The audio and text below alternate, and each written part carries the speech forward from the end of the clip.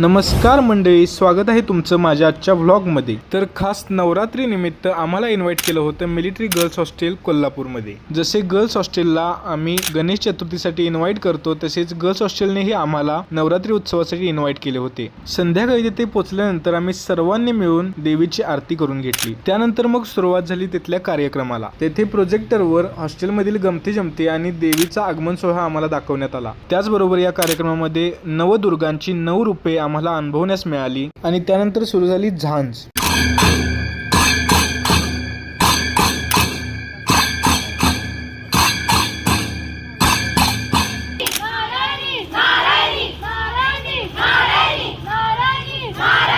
आणि झांज पथकानंतर सुरू झाले मर्दानी खेळ। आज खऱ्या अर्थानं सांगावं असं वाटतं की प्रत्येक स्त्रीने हे असे ऐतिहासिक खेळ एक कला म्हणून नाही तर स्वतःचं संरक्षण म्हणून शिकावेत।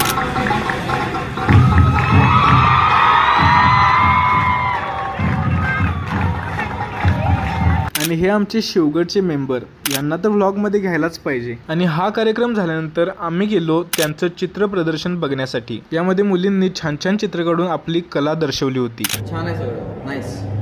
त्यानंतर सगळे गेले जेवायला आणि आमचा झाला नाचायचा मूड।